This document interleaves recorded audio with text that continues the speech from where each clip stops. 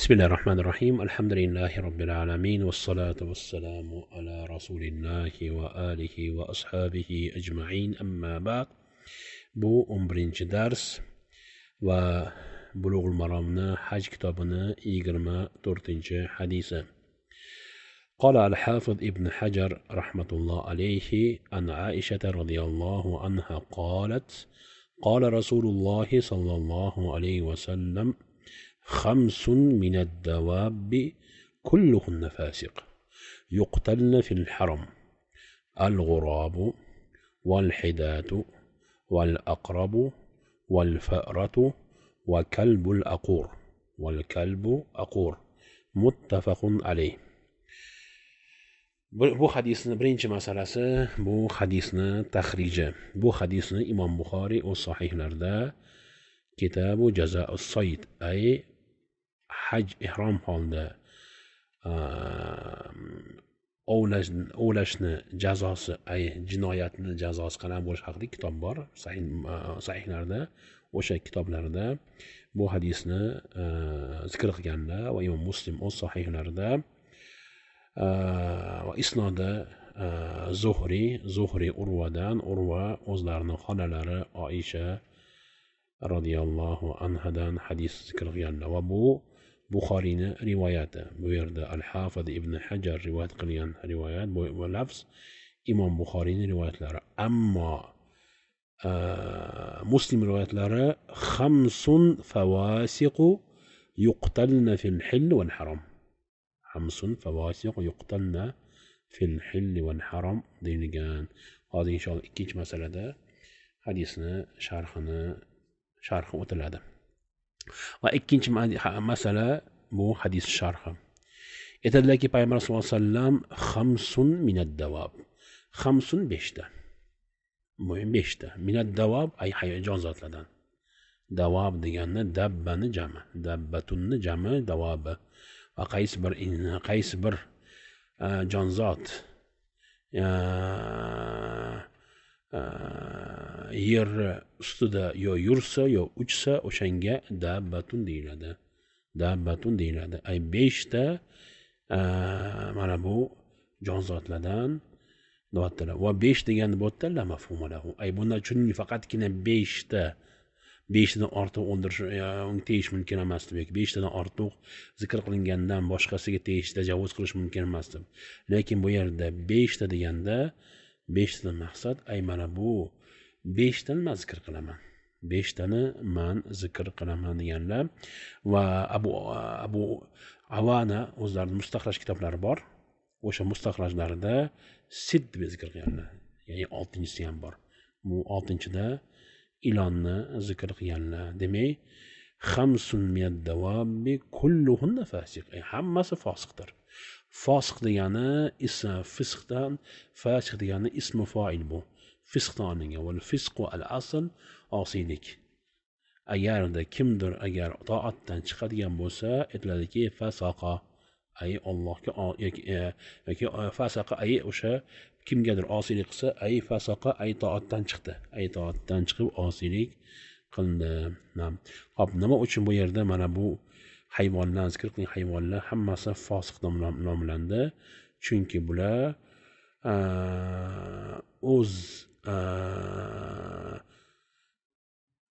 boshqalardan ko'ra hukmdan chiqib yoki aziyat berishadi yoki buzg'unchilik qilishadi. Shu uchun ham fosiq nomlanishdi. Nima uchun fosiq nomlanishdi? Chunki asl hayvon aziyat bermaydi. Lekin bu hayvonlar zikr qilishdan maqsad bular aziyat beradigan hayvonlar yoki jonzotlar.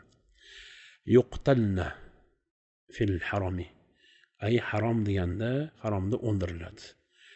Va Imom Muslim rivoyatlarida fil hill wal haram keldi. Fil hill wal haram. Al hill harommi, ya'ni Ka'bada Ka'ba qasd qilinmoqda, ya'ni Makka qasd qilinmoqda. Makkani chegarasi bor. O'sha Makkani chegarasidan tashqariga hill deyiladi. Makkani ichi o'sha chegaralangan, masalan chegaralab qo'ygan joyiga harom deyiladi. Ay bu ham haromda, ay Makkani chizig'ida asl jonzotlarga tajovuz qilish bo'lmagan joyda ham va joyda va ruxsat berilgan joyda ham bu 5 ta hayvon yoki 5 ta jonzot o'ldirishlik ruxsat beriladi. O'ldirishlik ruxsat beriladi. Undan keyin aytdilarki, al-g'urob. Val-g'urob degani qarg'a degani. Al-g'urob bu qarg'a. Va Muslim rivoyatda g'urobul abqa degan. Abqa degani ay g'urobul abqa bizda qarg'alar har xil turi bor. Bu qarg'a qanaqa qarg'a? Zararli qarg'a ay qop belida va ko'kragida dog'lar bor. Yo kulrang yo oq dog'lar bor. Mana bu qarg'ani. Chunki bu qarg'a zararli qarg'a, o'g'ri qarg'a, aziyat beruvchi qarg'a. Undan keyin aytdilarki, Payg'ambar sollallohu alayhi vasallam val hidatu. Hidat bu yirtqich hayvon hisoblanadi, yirtqich qush hisoblanadi. Bu qirg'ay. Qirg'ay yoki ba'zi paytda kichkina yoki kichik lochin deyshadi. Kichik lochin deyshadi. Keyingisi aqrob. Aqrob chayon. Undan keyingisi al-fa'ratu. Wal-fa'ra bu sichqon. Undan keyin val kalbul aqur. Kalbul aqur, kalbu it, aqur degani bu ay yovuz qopadigan it. Yovuz qopadigan itga aqur deyiladi. Kalbul aqur ay yirtqich hayvon. Ya'ni yovuzlashgan yoki qopadigan itni ham inson haromda bo'ladimi, haromdan tashqarisi bo'ladimi, o'ldirishlik ruxsat berilgan. O'ldirishlik ruxsat berilgan.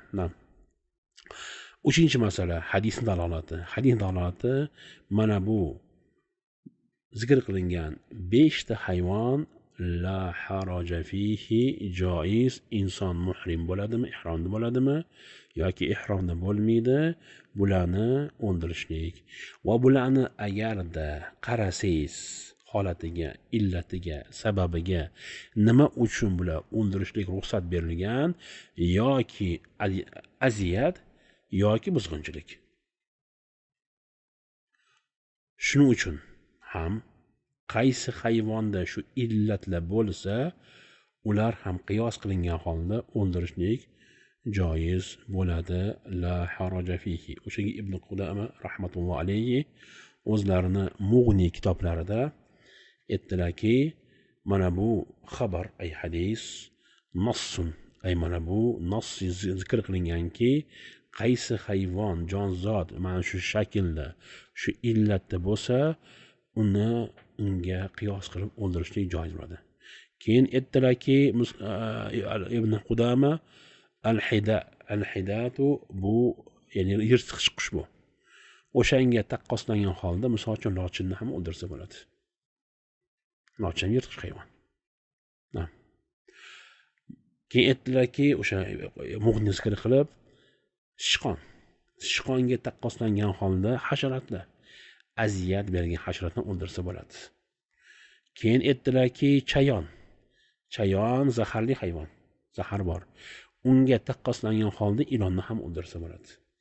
Keyin aytdilarki, yoki zikr qildilar o'z kitoblarida, Mughni kitoblarida, kalbul aqur taqqoslangan holda undan ham kuchli yirtqich hayvonni o'ldirsa bo'ladi. Misol uchun bo'ri agarda inson muhrim holdami yoki ihrom bo'lgan holda ko'rib qolsa, la haraja o'ldirishlik. Nima uchun bu narsa? Chunki al-asl haromda hayvonlarga tegish mumkin emas. O'shanga ularning jazosi bor. Lekin bu hayvonlar istisno. Bu hayvonlar istisno. Demak, boyagi 5 ta degan la mafhuma lahu. Ay unda 5 ta qayd qilinmadi. Lekin 5 ta zikr qilindi. Ay mana Payg'ambar sollallohu alayhi vasallam man o'sha 5 ta hayvon zikr qilmoqchiman. Va olimlar qarashdi, nima uchun 5 ta hayvon bular harom o'ldirishlik ruxsat berildi? Illatni olib, keyin qiyos qilishdi. Qolganlarni ham shunga taqqoslab. Bo'ri kelmadi misol uchun zikri. Lekin bo'rini o'ldirsa bo'ladi. Tulki agar aziyat beradigan bo'lsa, inson muhrim bo'lsa, la haraja fihi, uni ham o'ldirsa bo'ladi. Alloh taolo a'lam. Keyingi masala yoki keyingi hadis bu 25-hadis. U ham muhrim inson ihromda bo'lgan holda hijoma qilsa bo'ladimi yoki bo'lmaydimi? قال حافظ ابن حجر عن ابن عباس رضي الله عنهما أن النبي صلى الله عليه وسلم احتجم وهو محرم احتجم وهو محرم متفق عليه. أي payg'ambar sallallohu alayhi vasallam ihromda bo'lgan hollarda hijoma qildirganlar. Birinchi masala hadisning tahriji. Bu hadisni Imom Buxoriy sahihlarida kitobu jazo Said kitoblarida rivoyat qilganlar va Imom Muslim o'z sahihlarida va ikkalasi ham Sufyan ibn Uyayna, u kishi Amr ibn Dinar, u kishi Ato ibn Abi Rabahdan, u kishi Abdulloh ibn Abbosdan rivoyat qilganlar va Muslim ham xuddi shunaqa, lekin u kishi Atoni o'rniga Tovus ibn Kaysandan qo'shganlar. Ay bir vaqt o'zida Ibn Abbosdan Muslim rivoyatda ham Tovus ibn Kaysan rivoyat qilgan, ham Ato ibn Abi Rabah rivoyat qilgan. Lekin Buxoriy rivoyatida faqat Ato ibn Abi Rabah. Bu hammasi Ato bilan Tovus bilan tobiinlar. Ato bilan Tovus bilan tobiinlar. Ikkinchi masala hadisning dalolati. Hadis dalolati jumhur olimlar mazhabida joiz muhrim ihrom bo'lgan inson hijoma qilishligi. Zaruratdan bo'ladimi, zarurat bo'lmaydimi? Mutlaqan umumiy holda joiz. Lekin bir shart bilan. Sochni olish kerak emas. Agar hijoma qiladigan bo'lsa va sochini oladigan bo'lsa yoki badandan tik oladigan bo'lsa, u holda fidya qilishga to'g'ri keladi. U yoki ro'za tutib beradi, yoki qo'y so'yadi, yoki becharalarni boqadi.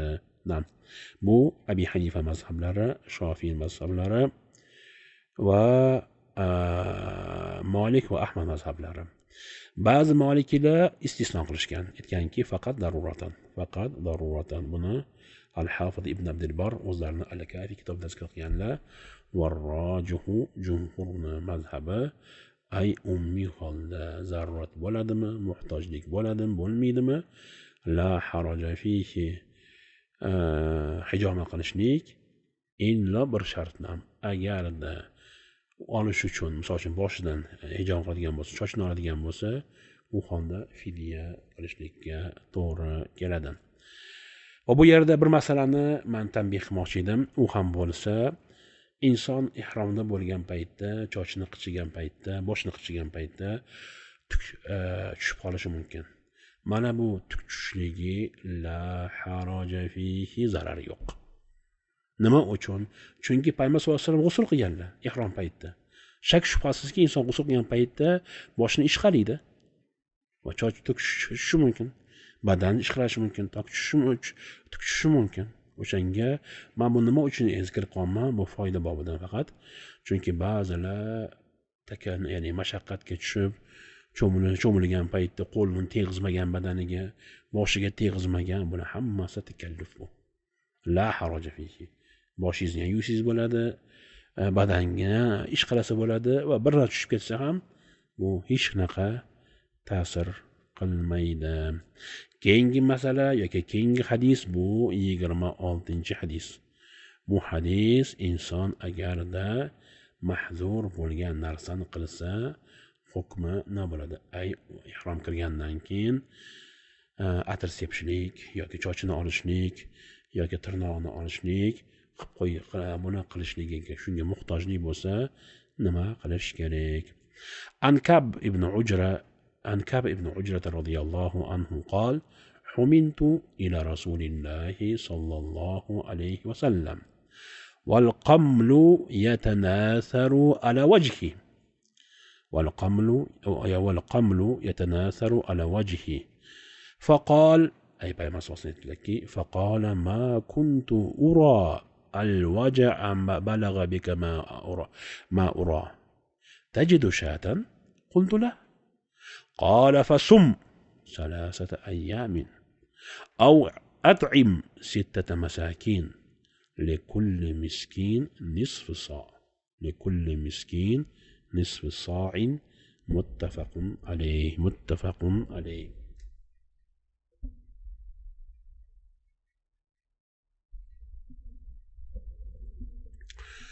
المسألة الأولى برنش مسألة راوين ترجمة حاله. Bu zot sahobiy Kab ibn Ujra, Kab ibn Ujrata ibn Umayya al-Qudai va bu kishi Qudai qabilasidan, lekin ansorlar orasiga bu kishi kelib shu yerda istiqomat qilganlar. Ansorlarga qo'shilib istiqomat qilganlar. Bu kishi Hudaybiy g'azotida ishtirok etganlar. Va bu qissa hozirgi hadisimiz Hudaybiy qissasi nimasi g'azotda sodir bo'lgan. Va bu kishi Bay'at Rizvon 1400 dan ortiq sahobiy bay'at qilishgan. Hamma kim taxt daraxt tagida bay'at bo'lgan, kim agar ishtirok etgan bo'lsa, Alloh hammasidan rozi bo'lgan. Hammasi uni jannatiga. O'sha yerda kishi ishtirok etganlar shu bay'atda. Va Muhammad ibn Sa'd o'zidan Tabaqatul Kubra kitoblarida aytadilarki, bu zot Kab ibn Ujro g'azotlarda ishtirok etganlarida bir qo'llaridan ayrilib qolganlar. Ya'ni qo'llarida bir qo'llari, ya'ni o'sha jihatda kesilgan yoki ayrilganlar. Va bu kishi Kufada istiqomat qilganlar, lekin hayotlarining oxirida Madinaga kelib 51 hijriy yilda Madinada vafot etib, Baqiyda ko'milganlar. Umrlari o'lganlarida 75 yosh edilar. 75 yosh edilar radhiyallohu anhu. Ikkinchi masala hadisni tahriji. Bu hadisni Imom Buxoriy Jazo'us Sayd kitob Sahih Buxoriy Jazo'us Sayd kitoblarida rivoyat qilgan va Imom Muslim sahihlarida va Shu'ba ibn Hajjaj al-Wasiti, u kishi Abdurrahman ibn Asbahani, u kishi Abdullah ibn Ma'qal va Abdullah ibn Ma'qal bu kishi tobiy, lekin otalari sahobiy. Abdullah ibn Maqran bu kishi imom Kufi edilar, lekin bu otalari sahobiy bo'lganlar, o'zlari tobiy. Aytadilarki, bu yerda Al-Hafiz ibn Hajar hadisni faqatgina kerak joyini olgan. Bu yerda qissasi bor. Men hozir hadis sharhida tarjima qilamiz, zikr qilaman. Bunda o'zi ozgina sabab bor edi. Qayerda bu hadisni zikr qildilar. Kab ibn Ujron nima uchun bu hadis zikr qildilar? Hozir bundan bizga Abdullah ibn Ma'qal rivoyat qiladilar. Hozir inshaalloh ikkinchi masalada yoki uchinchi masalada zikr qilaman. Uchinchi masala bu hadisning sharhi. Aytadilarki, humiltu ila Rasululloh sollallohu alayhi vasallam, ay payg'ambar huzurlariga oldlariga meni ko'tarib olib borishdi. Wal qamul yatanathar ala wajhi, ay yuzimdan bit tushardi.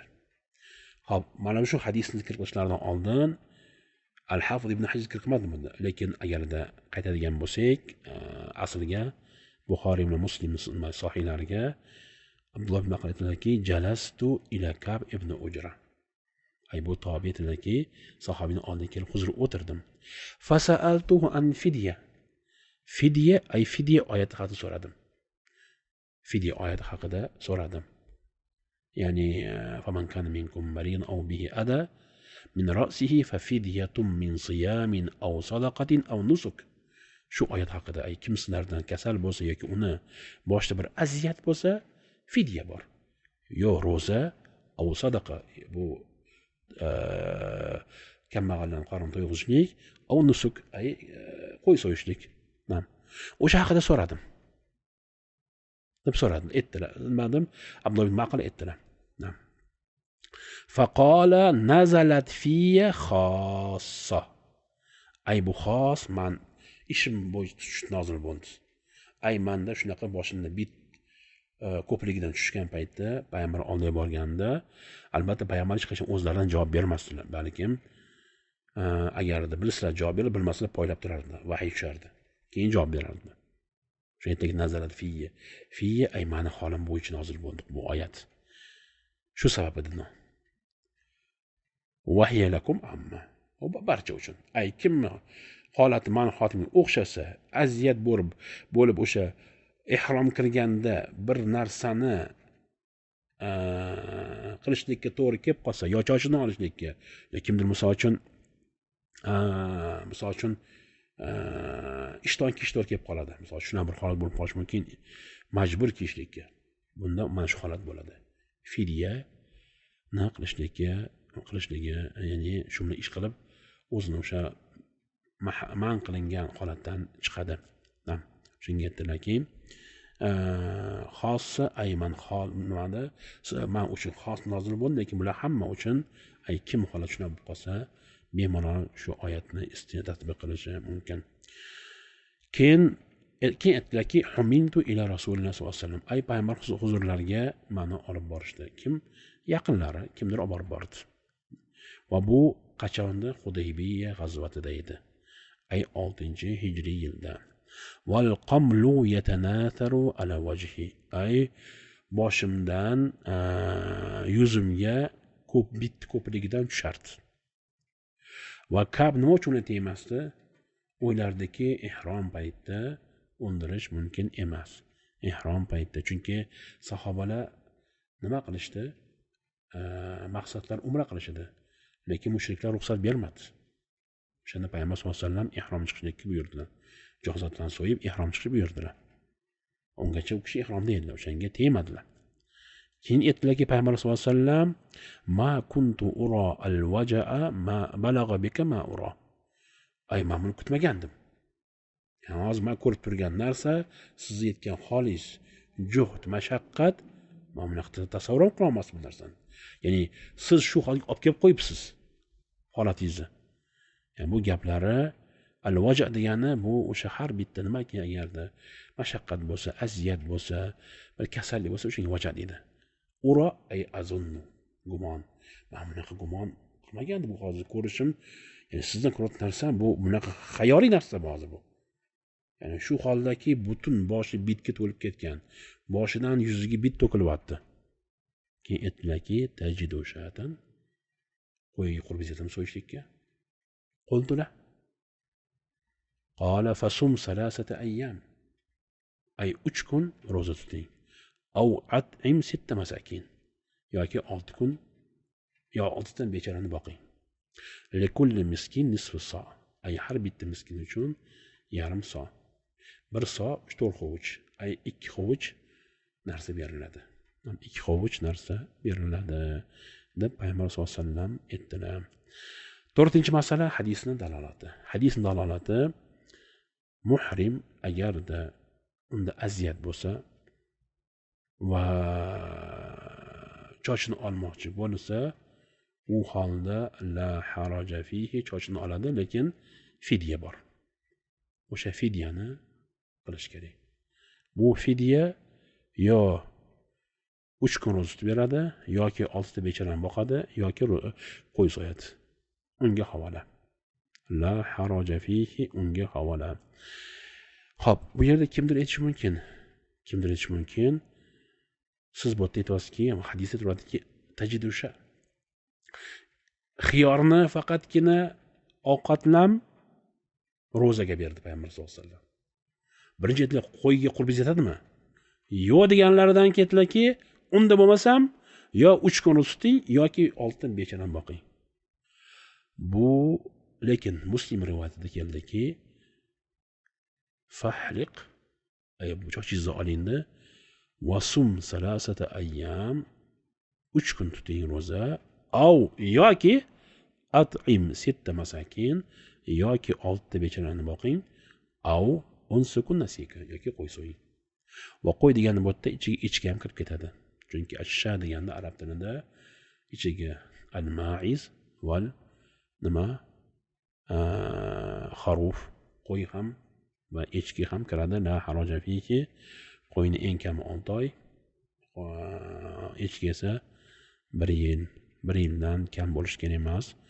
O'shanda la haraja fihi qilsa bo'ladi.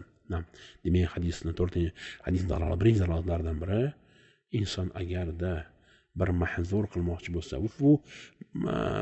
bu yerda, ya'ni misol uchun chochni olmoqchi bo'lsa, u holda la haraja fihi, ya'ni misol uchun boshini kimdir bir kasallik bor.